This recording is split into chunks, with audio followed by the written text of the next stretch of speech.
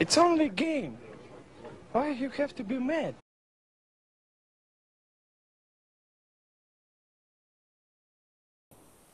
Hangout is live. Okay, fantastic. So, welcome, heroes of Dominion. My name is Charlie. I'm from Hero Wars Central.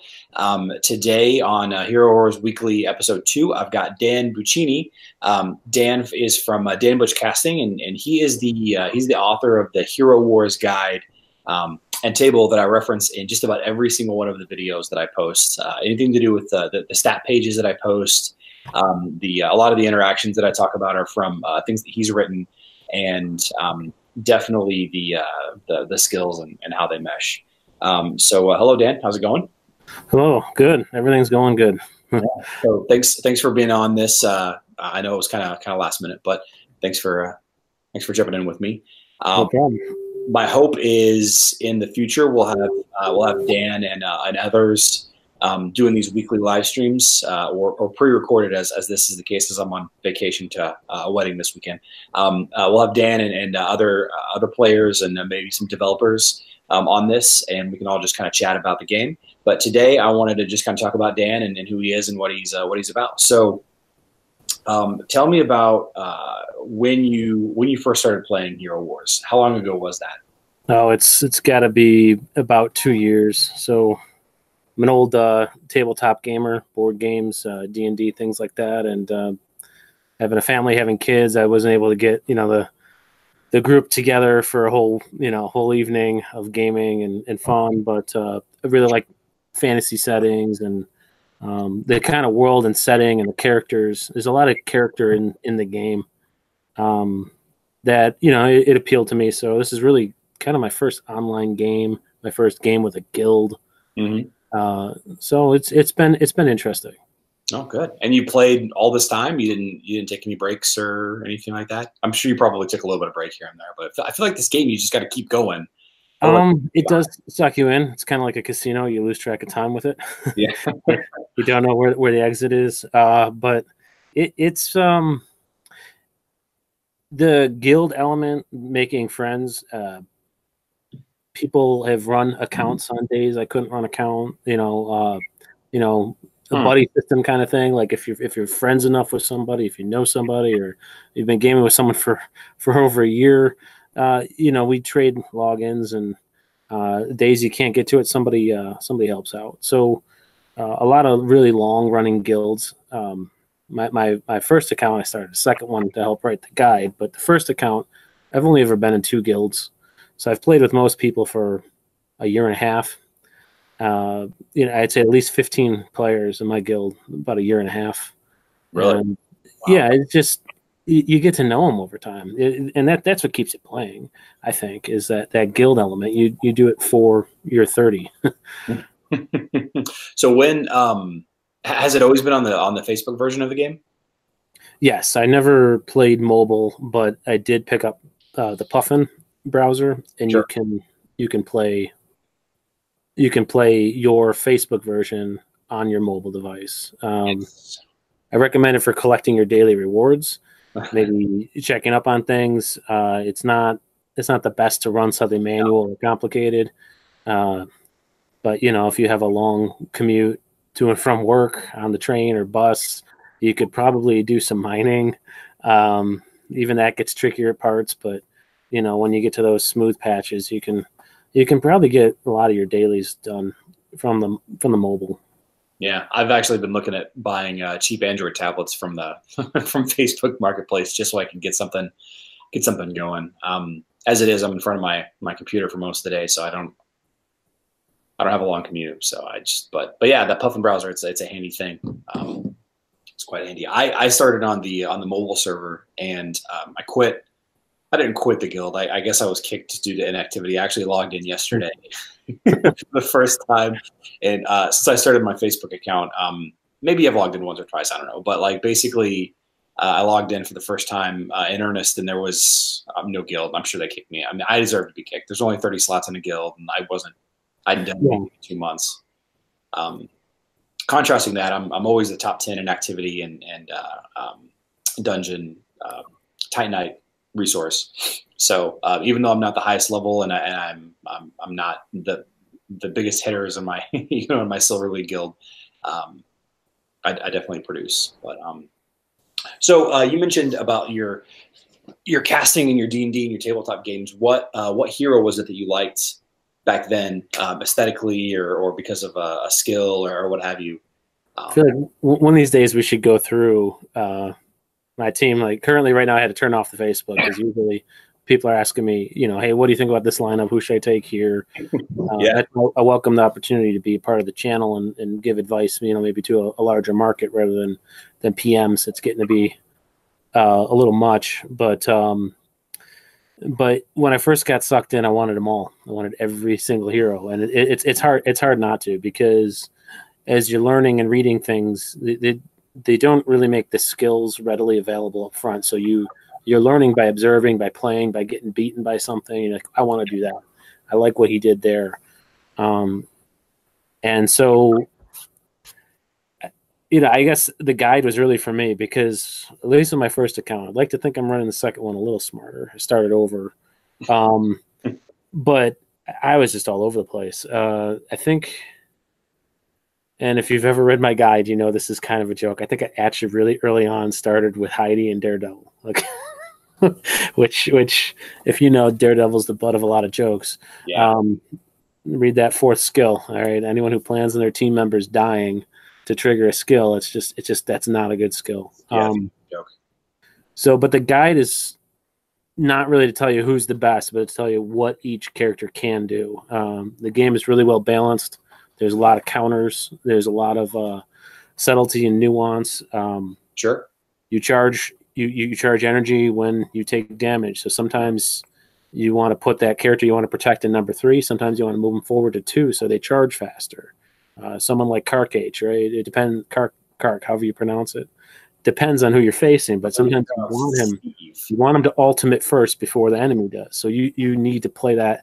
You need to walk that line. A lower powered hero team could take out a higher powered hero team just by nature of that they took more damage initially, and now their skills are triggering first. So if you have a good combo, you get to cause destruction first as the underdog. It's a very interesting element.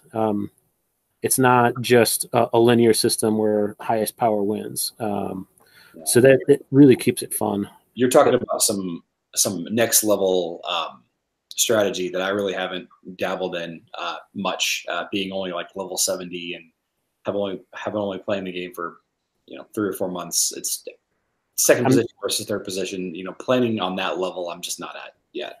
I'm not a top level player, but at 130, when everybody's 130, the game changes. So I'm learning this on the way up too. I'm forgetting the fact that a lot of skills, you have if you have a level advantage, the skill has an advantage. I forgot about that because at one time the game we were all capped at 120, and then 130, and so. The chess match, when everybody's capped at that same level and you can't get those level imbalances, some of this comes into play. But I'm not a top level player. I've been invited to some guilds with some top level players, and I've really learned a lot. And I've played a while, and I've made a lot of mistakes. So that's why I started the guide.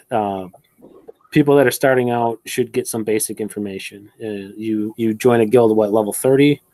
Yeah. Usually you're joining a bunch of new people. Everyone's just playing for fun. It's really lighthearted. But you don't have that same advantage of being in a guild who's someone that's been there. The game has progressed a lot over the time that I've played. And one of the huge advantages of Facebook over mobile is the max mode testing. You get to test characters at max mode. Right. But even that can be deceiving, right? But you at least have a better chance within a guild or within PM chat to do battle challenges and learn what works or verify what someone tells you, including myself. If anyone tells you anything, trust but verify, right? Go. Yeah, I've checked on some of your strategies that you sent me. I've definitely checked on that. It's handy. The guide's a living document, so it changes, right? Well, you showed me how to do the battle testing, so I mean that even that was very handy. But yeah, so speaking of the guide changing, being a living document, how has the twins always been the kind of the go-to team, even 2 years ago. When they hit the scene, and even when you're a new player, you don't get them till Nordland, right? Level 11, whatever. That's pretty late. So you've already made a significant investment, maybe level 80, maybe level 90 with your heroes. Sure. Yeah. You've accomplished some things. You've killed Typhoon or whatever that is. You killed Archdemon. You've had certain points where you've had to stop and really level up and invest. So now do I really want to start over? I think early on, Ishmael was everybody's choice. You came in, you had a tower with him. I could beat the tower with Ishmael alone. Ishmael everywhere. Jet was new, and there's a lot of good synergy there. And Ishmael has pretty low health for the heroes, and he has very low magic defense. So Twins came along, and they started wiping the floor with a lot of these higher level Ishmael teams. But the developers did something really tricky. When you want to protect your team, you go and look at a tank. So I have Aurora. She has this great magic shield. Now they released Rufus, this great magic shield. These shields must protect us from this magic attack because the Twins synergize with all the mages in the game. Right. Any combo of mages, and Jorgen, which is probably the most popular in the game because he fits everywhere. Yeah. Until Vittoria was released. But the thing that snuck by everybody, including me, for 2 years is Cornelius and Faceless are actually your best defenses against the Twins, and they're not tanks. They've revised Galahad and Istaroth, and they've released a hero like Martha that dramatically heals tanks. Now you can look at your tank characters, pick a skill that you want, and you can run with any of them. Mm-hmm. But when you want to defend from magic, you need to defend from the back end, which is interesting. It's a very interesting approach. Goes in the face of your stereotypical high fantasy D&D, party, the tank, healer, support, DPS. Yeah. It's a good game. It's well written. As of right now, Faceless just passively increases your entire team's magic defense. Yep. That is worth more than any other shield. But you put them back there, and the enemy has, say, the Twins with Ju. Ju targets the back rank, and he hits pretty hard, and he guts from the back forward. So, Ju counters Faceless. So it's a circle. You change one hero of the 5, and you change the counter strategy. It's a very well constructed game. Do I think there's imbalances and stuff? Yeah, but they rework things too, and they make it interesting. They keep it interesting, and if you haven't found a counter yet, keep asking, keep trying. Bring it up, post it on the forums. A lot of times I'll get a PM chat. I love being stumped. The counters always surprise me, whether it's a new hero or an old hero that I wrote off, did not see the purpose of that hero, and all of a sudden I do. If that hero fits into this situation and it works, and that's a sign of a pretty decent game. Well, you were talking about Faceless. After I unlocked, I feel like I unlocked Faceless really early. I don't know if I got him out of one of the daily heroic chests, or if it's just something I just started dumping my friendship stones into pretty early. But I looked at his activated, his gray old activated skill, the clone. The name of it escapes me, and I don't think I looked beyond that skill. I thought, yeah, this is useful, right. But I would much prefer to have 5 different skills that combo together. And so I wrote them off. I completely wrote them off, and a lot of people would be like, yeah, no, Faceless is great, and I saw some guys using Phobos and Faceless to complete the tower, and Phobos and Faceless to stun lock different bosses. But that magic defense in that Violet slot, I don't think I've ever read it until you mentioned it to me last week. 2 years I never read it. I mean, 2 years, because I wrote them off early. When I started, friendship chips were very. Well, when I started, I had no friends in game, and it took me a while to really embrace playing and getting into the guild and doing the dailies, and I was just kind of fooling around. So early on, you didn't get the guild friendship tokens. You couldn't get 1,000 a day. Like you could That change conceivably. is actually huge. There's no reason for you to not get 5 Cornelius and 5 Faceless Soulstones a day. There's really no reason. Right, or pick one and then save the other for items, because getting items from yes. tops is very, very handy. I mean that's your real mechanic for farming items, is saving up your coins and buying them. So don't invest in too many hero soul stones, right? Pick the kind of core you want to build around, and do save for those items so you can level them up. And it's tough. It requires a lot of discipline. But it sounds like a faceless love and promotion video. It's not exactly that. He's good against the all magic attack. Really good, and you could say the same for Rufus and stuff like that. But a physical tank can finish Rufus. Sure. Faceless, really, marksmen are the counter for faceless. Yeah. But you're not going up against marksmen, and you have a strong magic attack. Yeah, not right really no reason not to take them, especially Karkach. Karkach drops to the twins like nobody's business. Karkach. It synergizes a lot with Nebula, and the two of them together have garbage magic defense. So if you really want to run that, that's your combo that you're doing. You throw in Faceless, who also has the lift. The lift translates to a heal. You throw in Kai, like the developers' videos. He has those lifts. Those translate to a heal. Mm-hmm. You really have two healers in those that are both have really good magic defense, and then their team magic defense gets boosted by Faceless. And when you do something like the lift combo, anything that Faceless mimics, usually you have Jorgen in there. It's good to mimic the curse. You have the power lift is not even an ultimate. It's just a random skill. Right. So timing really comes into play. Mm-hmm. Kai usually charges a little bit slower, but Karkach usually charges faster. Then Kai, you have these random power lifts. You have that mimic that could be a skill that lifts. So you're getting a lot of healing off your primary killer. And at the end of the day, all the damage is coming out of Karkach. Wow. So Kark, you keep him alive, well,